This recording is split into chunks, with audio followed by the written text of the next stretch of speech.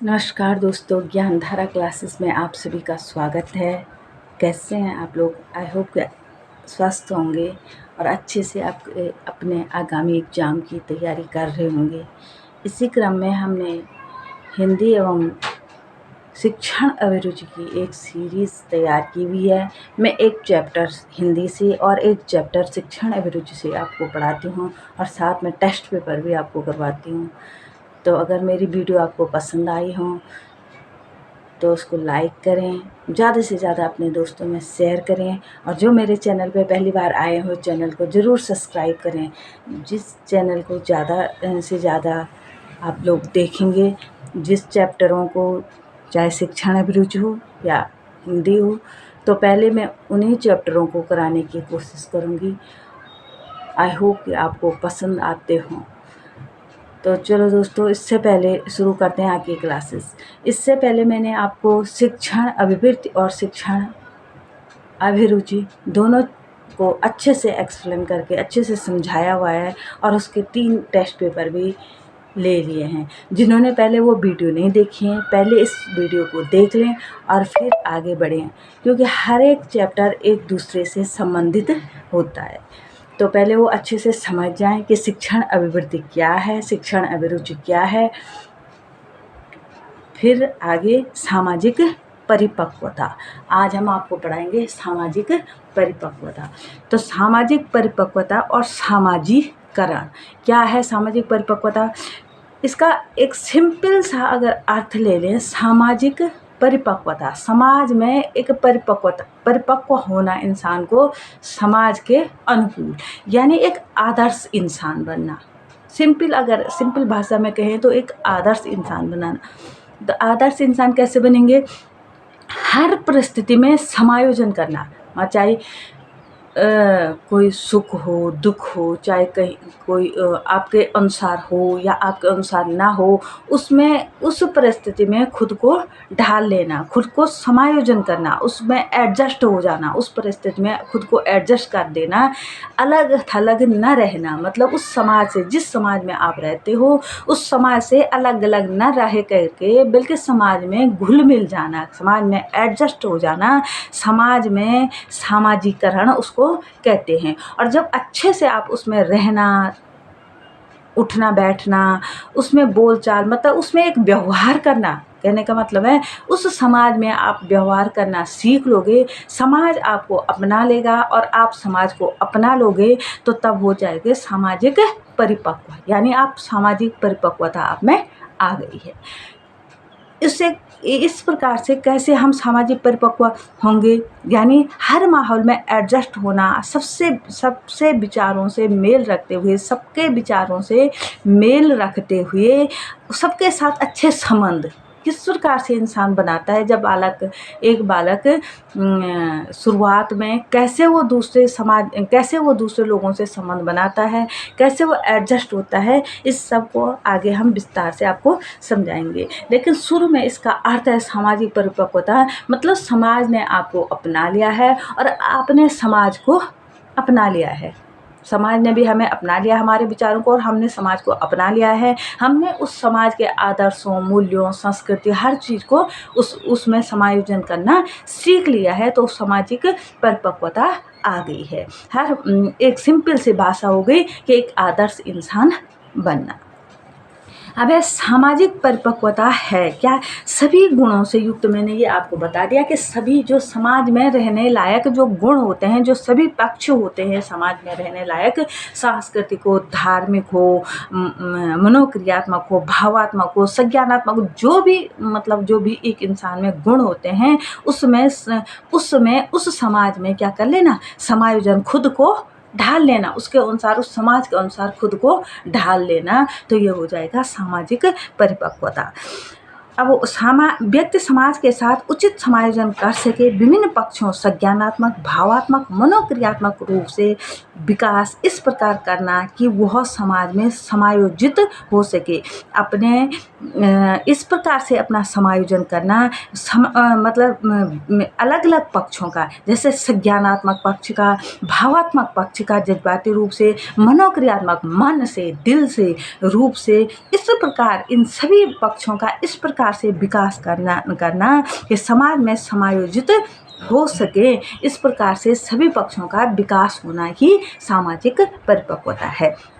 अब मेन इसमें नोट करने बातें हैं, व्यक्ति हर परिस्थिति में संतुलित व्यवहार कर सके।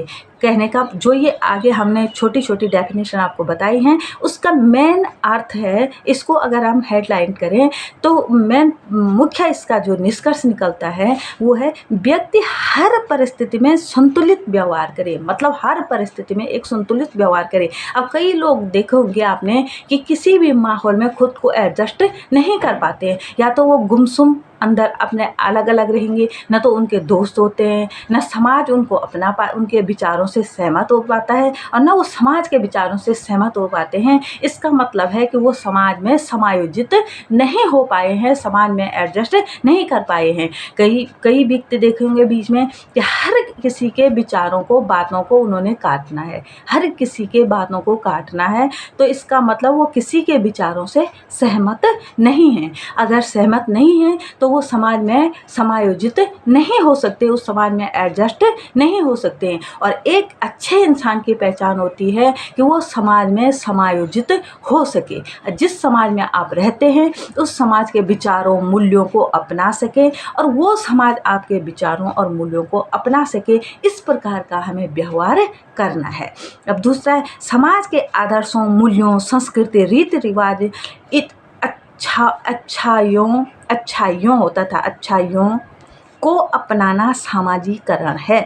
उस समाज के आदर्शों को, कि उस समाज में क्या अच्छाइयाँ हैं, उनके मूल्यों को, उसकी संस्कृति को, कौन सी संस्कृति है, अब किस समाज में कौन सा कार्यक्रम होता है, कहीं पे कोई कार्यक्रम चल रहा है, कहीं कोई पूजा पाठ चल रही है, कहीं कोई कथा चल रही है, और हम उसका विरोध करें तो वहाँ पे लोग हमें क्या समझेंगे, गलत समझेंगे। तो उस समाज के आदर्शों को, उस समाज के मूल्यों को, उस समाज की संस्कृति को, और वहाँ के रीति रिवाजों को, वहाँ की अच्छाइयों को अपनाना ही सामाजिकरण है। उनको सीख जाना, वहाँ के कहने का मतलब है, जिस समाज में आप रहते हो वहाँ के तौर तरीकों को सीख जाना ही सामाजिकरण है। जब हम एक जगह से दूसरी जगह चले जाते हैं, एक स्थान से दूसरे स्थान पर चले जाते हैं, तो नए दूसरे स्थान पे जाने पे बोली, विचार, रीति रिवाज सब कुछ बदल जाते हैं।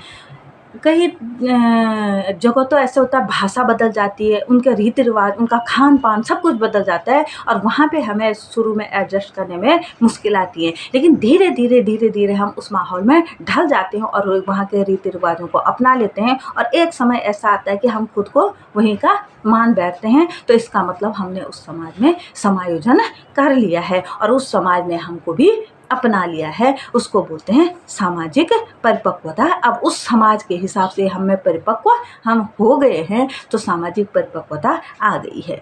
अब है, और सामाजिक परिपक्वता की पहली सीढ़ी है सामाजिकरण। ये पहले मैंने आपको बता दिया है। सामाजिक परिपक्व तभी होगा इंसान, जब कोई भी इंसान सामाजिक परिपक्व तभी होगा। परिपक्वता का मतलब होता है हर ओर से, हर प्रकार से उसमें क्या होना, उस समाज को अपना लेना, पर उस समाज को अपनाने योग्य परिपक्व हो जाना, उसमें उन गुणों का विकास होना कि उस समाज को वो अपना सके जिसमें वो रह रहा है। और उसकी पहली सीढ़ी है सामाजिक परिपक्वता की पहली सीढ़ी क्या है, सामाजिकरण। अब सामाजिकरण क्या है, समाज के मापदंडों के साथ अनुकूलन। सामाजिकरण का अर्थ है समाज के जो मापदंड है, वो बोलते हैं मैंने वहाँ की जो अच्छाइयाँ, कई बार तो बुराइयों को भी अपनाना पड़ता है। कई ऐसे रीति रिवाज समाज में होते हैं कि जो हमें पसंद नहीं है, लेकिन हमें उनके अनुसार उनकी हाँ में हाँ मिलानी ही पड़ती है। अगर एक अकेला इंसान पूरे समाज में उस चीज़ का विरोध करेगा तो सभी उसके खिलाफ हो जाएंगे। अगर हमें विरोध भी करना है तो विरोध भी उसी हिसाब से करें कि दूसरों को बुरा न लगे और वो आपके खिलाफ न जाएं, आपको अलग थलग न करें। तो उस हिसाब से उस बुराई, उस कई बारी जो चीज़ हमें पसंद नहीं होती है उस नापसंद को भी हाँ मिलानी होती है। उसको होता है समाज के मापदंडों के अनुसार खुद उसके साथ अनुकूलन बनाना ही सामाजिकरण है। अब सामाजिकरण कैसे होता है? एक इंसान, एक बालक जब नई जगह पे जाएगा, एक बालक जब पैदा होगा तो वो पहले अपने घर में रहेगा।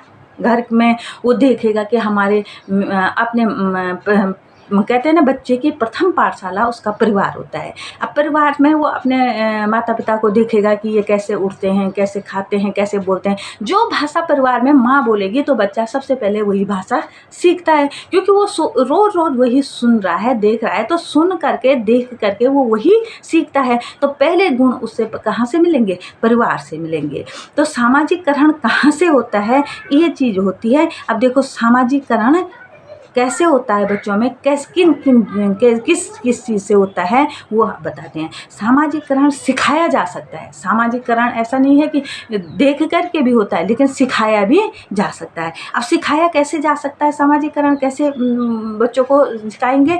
उपदेश द्वारा। जैसे आप हम कई बारी होता है कि किसी अच्छे बुरे की समझ इंसान को नहीं होती है। अब वो चले जाते हैं, कई लोग जाते हैं कथा सुनने जाते हैं, कोई गुरु बना लेते हैं और उसकी कथाएं सुनते रहते हैं, प्रवचन सुनते रहते हैं और धीरे धीरे उसके प्रवचनों के हिसाब से खुद को ढालना शुरू कर देते हैं। उसी हिसाब से व्यवहार करना कि जैसे गुरु ने बोला सुबह उठ के ये करना, फिर वो करना, फिर ऐसे करना, फिर ऐसे करना, तो लोग उसी हिसाब से व्यवहार करना शुरू कर देते हैं। उसके उपदेशों को सुन करके तभी बोलते हैं कि जो उपदेश देते हैं तो अच्छे ही उपदेश दिया करें, ताकि समाज में एक अच्छा मैसेज जाए।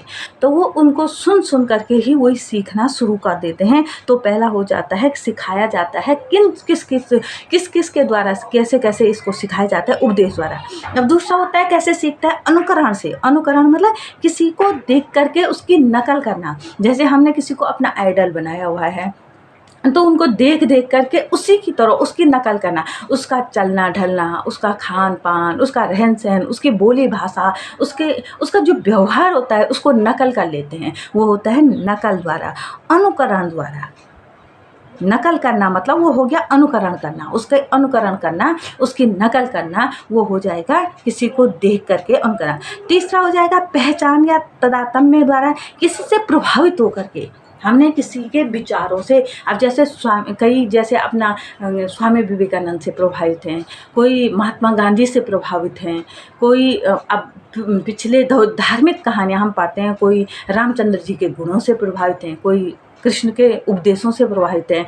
उन चीज़ों से प्रभावित होकर के वैसा अपना व्यवहार बना लेना, उसको बोलते हैं पहचान या तादात्म्य द्वारा। किसी की पहचान, किसी के गुणों से प्रभावित होकर के उन गुणों को क्या कर लेना, उन गुणों को अपना लेना ही उससे भी सामाजिकरण हो सकता है, उससे सीखा जा सकता है। अगला है पुरस्कार या दंड से। अब हमने बच्चों को स्कूल में बोल दिया कि ऐसे ऐसे नैतिक शिक्षा में जो बच्चा अच्छा व्यवहार करेगा, जो सुबह उठ करके जल्दी टाइम से स्कूल आएगा, या अच्छे कपड़े पहन के आएगा, या अच्छा ऐसा व्यवहार करेगा, ऐसे बोलेगा, और बार बार रिपीट वो करता जाता है, तो एक समय ऐसा आता है कि उसका व्यवहार ही वैसा बन जाता है।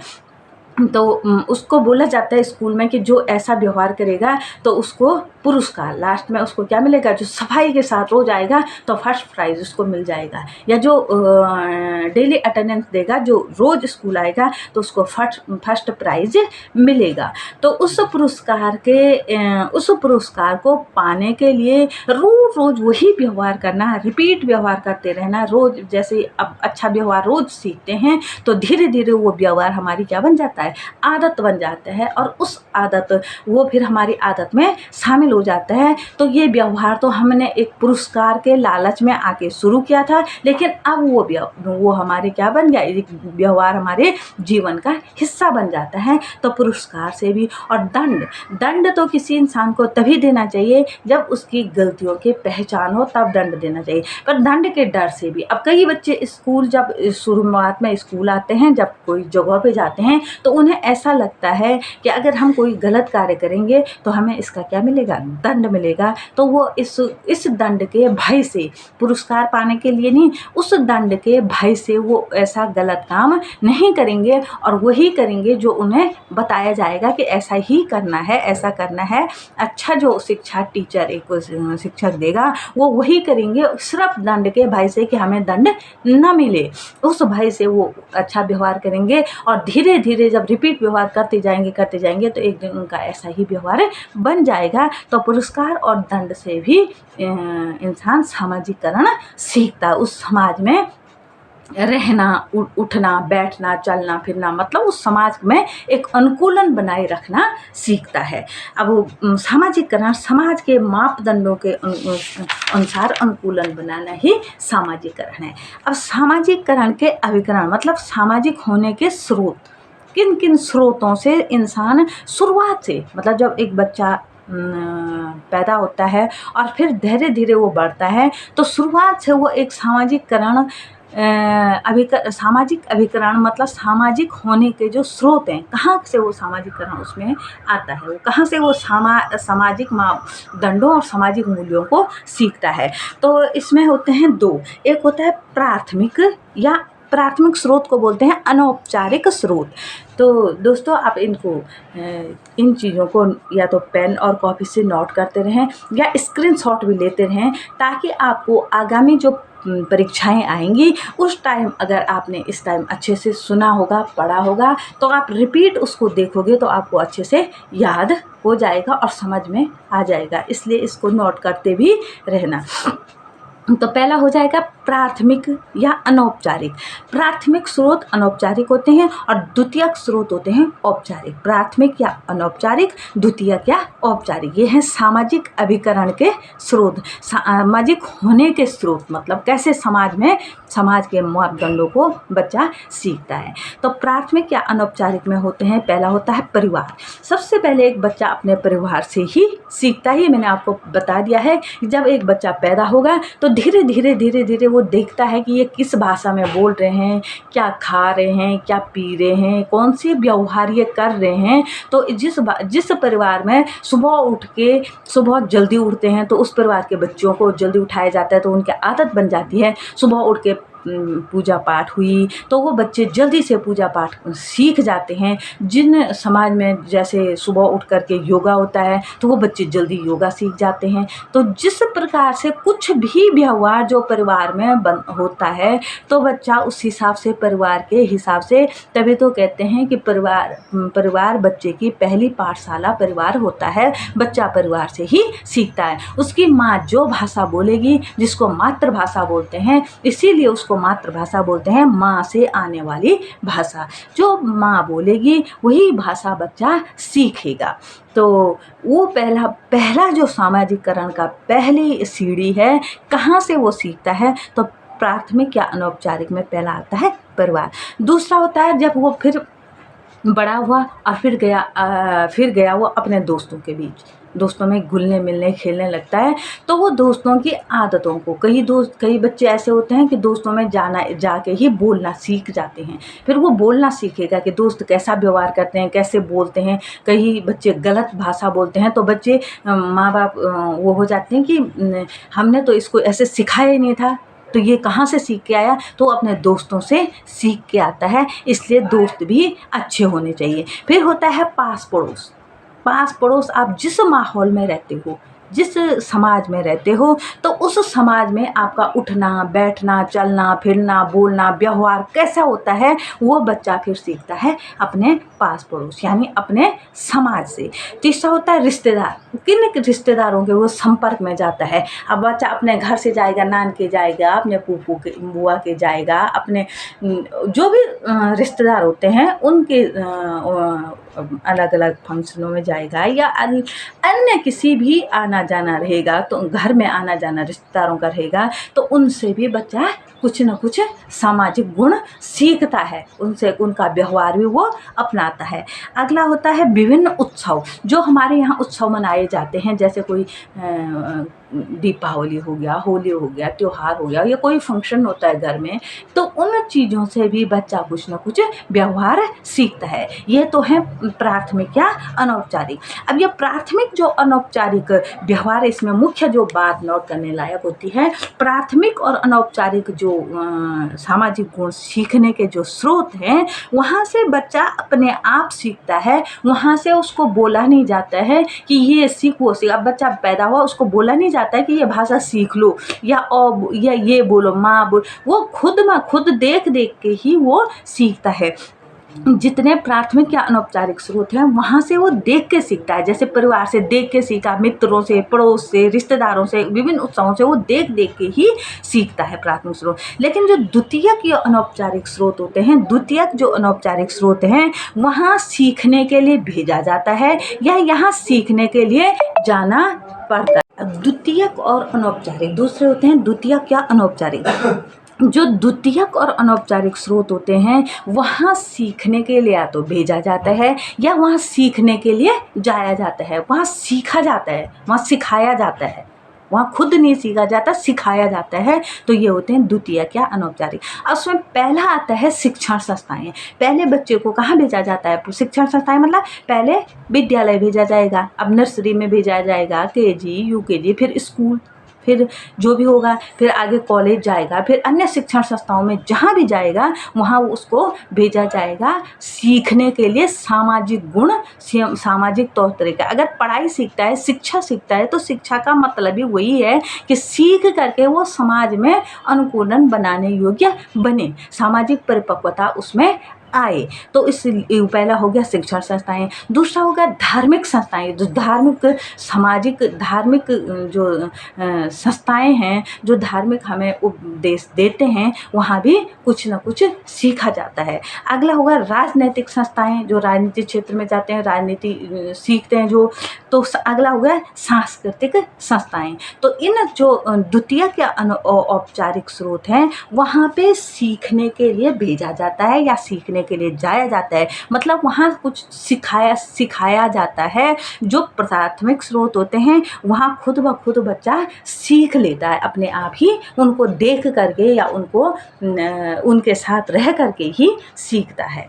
अब अगला है मुख्य भूमिका होती है। मुख्य भूमिका जो सामाजिकरण में मुख्य भूमिका है, वो है, पहली है परिवार की। पहली भूमिका होती है परिवार की। अब परिवार से क्या क्या सीखता है? शारीरिक विकास होता है बच्चे का। जब बच्चा पैदा होता है तो वो जिस प्रकार का उसको खान पान मिलेगा, जिस प्रकार का उसका रहन सहन होगा, उसी प्रकार से उसका क्या होगा? शारीरिक विकास होगा। फिर जैसा फिर उसका मानसिक विकास होगा, उसमें अनुवांशिकी भी आ जाएगी। परिवार में जैसे उनकी अनुवांशिकी होगी, जैसे माता पिता होंगे, पढ़े लिखे होंगे, सामाजिक होंगे, तो उस प्रकार से बच्चे का मानसिक विकास भी होगा। फिर सामाजिक विकास भी उसी प्रकार से होगा कि वो कैसे बोलते हैं, कैसे उनका रहन सहन है परिवार का, परिवार के आदतें भी वहाँ से सीखेगा, अपने परिवार से। भाषा परिवार से सीखेगा, सामाजिक नियम भी वो परिवार से सीखेगा। मेन सामाजिकरण का पहली मुख्य भूमिका होती है बच्चे के जीवन में, एक बच्चे के,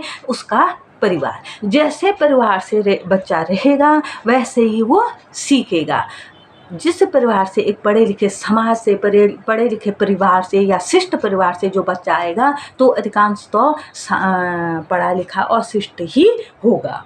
तो अगला होता है, दूसरी मुख्य भूमिका परिवार के बाद आती है पाठशाला, विद्यालय की। विद्यालय की मुख्य भूमिका आती है, तो उसके बाद बच्चा जाता है विद्यालय में। अध्यापकों के प्रभाव से, जो विद्यालय में जो शिक्षक होंगे, शिक्षक उसको क्या सिखाते हैं, कैसे उसको शिक्षक मिलेंगे। दूसरी भूमिका होगी कैसे शिक्षक उसको मिलेंगे। जो शिक्षक उसको सिखाएंगे, जो स्कूल का, विद्यालय में पहला होगा शिक्षक। कैसे शिक्षक मिलते हैं, वो क्या उसको शिक्षा सिखाएंगे? नैतिक शिक्षा सिखाएंगे, पढ़ना सिखाएंगे, सामाजिक अनुकूलन सिखाएंगे। तो वो बच्चा वैसे ही धीरे धीरे सीख जाता है। पढ़ना लिखना तो सीखता ही है, लेकिन अन्य सर्वांगीण विकास, तो बोला ना स्कूल में कि सर्वांगीण विकास, हर पहलू का विकास करना है स्कूल का मुख्य जो दायित्व है आजकल, तो वो स्कूल से ही वो सीखता है। अगला होता है पाठ्यक्रम, जो वो पढ़ता है कि अब स्कूलों में इंग्लिश मीडियम के जो स्कूल हैं तो वहाँ के बच्चों को इंग्लिश जो भाषा आती है उनको इंग्लिश ज़्यादा आती है, हिंदी मीडियम के हिंदी ज़्यादा आती है, या अन्य भाषाओं के जो अन्य भाषाएं ज़्यादा आती हैं। लेकिन जो पाठ्यक्रम होता है, कौन सा पाठ्यक्रम वो पढ़ेंगे, कौन सा पाठ्यक्रम वो पढ़ेंगे, उससे भी वो सीखते हैं। तो इस विद्यालय में शिक्षकों की भूमिका होती है, पाठ्यक्रम या पाठ्यवस्तु की भूमिका। पाठ्यवस्तु में वो समस्त जो स्कूल में पाठ्यवस्तु का मतलब होता है जो पढ़ाना तो है ही, खेल कूद जो अन्य एक्टिविटी जो स्कूल में होती हैं, जैसे खेल कूद हो गया, अन्य कार्यक्रम होता है स्कूल में, तो वो चीज़ भी उन चीज़ों से विद्यालय में जो सर्वांगीण विकास जो बोला गया है, हर पहलू को विद्यालय से बच्चा सीखता है और वो सामाजिककरण में मुख्य भूमिका निभाता है।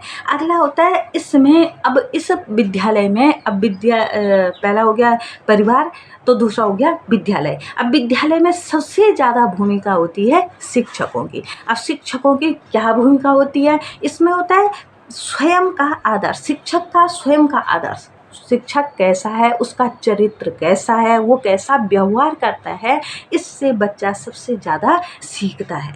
दूसरा होता है कर्तव्यनिष्ठ, शिक्षक कर्तव्यनिष्ठ होना चाहिए कि शिक्षक को क्या कर्तव्य है, उसका क्या फ़र्ज है, ये समझ में आना। ऐसे नहीं कि अपने ड्यूटी बजाई और मुझे ये काम मिला गया है और मैंने ये पीरियड ख़त्म करना है और अपना चलते रहना है, ऐसे नहीं। जो शिक्षक का कर्तव्य है, एक बच्चे को किस प्रकार से माहौल बनाना है, कैसे उसको पढ़ाना है, कैसे उसकी समस्याओं का समाधान करना है, वो एक शिक्षक का फर्ज होता है। उसके क्या प्रॉब्लम है उनको सुनना है और उन परेशानियों को दूर करने की उसकी कोशिश करनी है, एक शिक्षक का कर्तव्य है। तो उन कर्तव्यनिष्ठ शिक्षक ही ये कर सकता है। तो शिक्षक का स्वयं का आदर्श अच्छा होना चाहिए, शिक्षक एक कर्तव्यनिष्ठ होना चाहिए, शिक्षक में अच्छी भावना होनी चाहिए, मतलब उसका दृष्टिकोण, अभी मैंने बताया था अभिवृत्ति, उसकी दृष्टिकोण हमेशा सकारात्मक होनी चाहिए।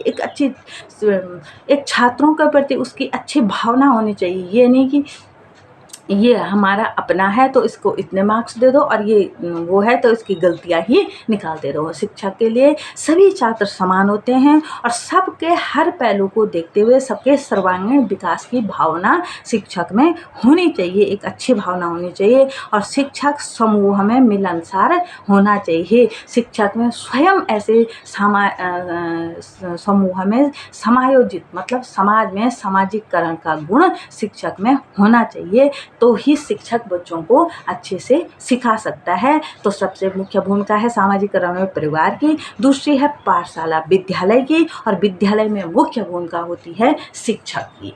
शिक्षक की भूमिका मैंने आपको बता दिया है। आई होप दोस्तों आपकी समझ में अच्छे से आया होगा। अब इसमें मुख्य नोट करने लायक जो बातें होती हैं, मुख्य तो समाज व्यक्ति को व व्यक्ति समाज को अपनाए, वही सामाजिककरण है। ये मैंने आपको शुरू में बता दिया था कि मुख्य जो बात होती है सामाजिककरण क्या है।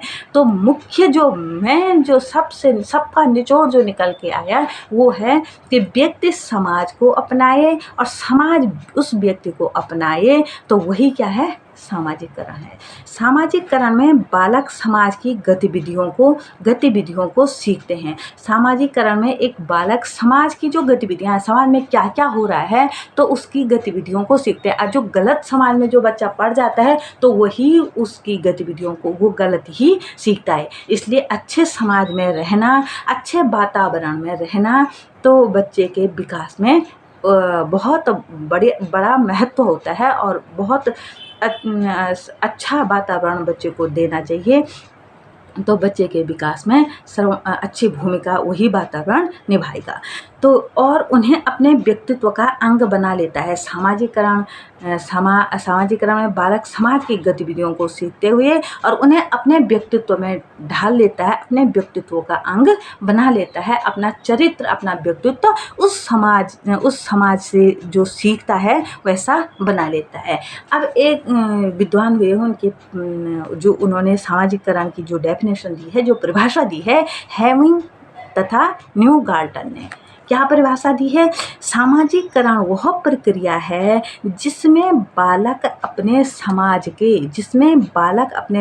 के तौर तरीके सीखता है और उन्हें अपने व्यक्तित्व का भाग बना लेता है। सामाजिककरण वह प्रक्रिया है, ये मैं आपको पहले बता चुकी हूँ, जिसमें बालक अपने समाज के तौर तरीके सीखता है, अपने समाज के रहन सहन के तौर तरीके सीखता है और उन्हें अपने व्यक्तित्व का एक हिस्सा बना लेता है जिस समाज में वो रहता है। उस समाज के तौर तरीके, उस समाज के नियम, उस समाज का सिस्टम वो सीख लेता है, उसे अपने व्यक्तित्व का हिस्सा बना लेता है और उसी हिसाब से, उस समाज के हिसाब से उस समाज में व्यवहार करता है। उसी को बोलते हैं समायोजन करना। उसने समायोजन कर लिया है और जब वो समायोजन करना सीख जाता है तो इसका मतलब वो सामाजिक परिपक्व हो गया है। आई होप दोस्तों वीडियो आपको अच्छी लगी हो, समझ में आई है, तो आप लाइक ज़रूर करना और अपने ज़्यादा से ज़्यादा दोस्तों में शेयर करना, कमेंट करना और जो मेरे चैनल पर नए आए हैं चैनल को सब्सक्राइब करना दोस्तों। और कल मैं आप इसको इससे आगे पढ़ाऊँगी सामाजिककरण के उद्देश्य क्या होते हैं और इसके बाद होगा आपका सामाजिककरण के विकास की कौन कौन सी अवस्थाएं हैं, सामाजिककरण का विकास किन किन अवस्थाओं में होता है। तो पहले आप ये वीडियो को अच्छे से समझ जाना और लाइक ज़रूर करना, कमेंट भी ज़रूर करना। धन्यवाद दोस्तों।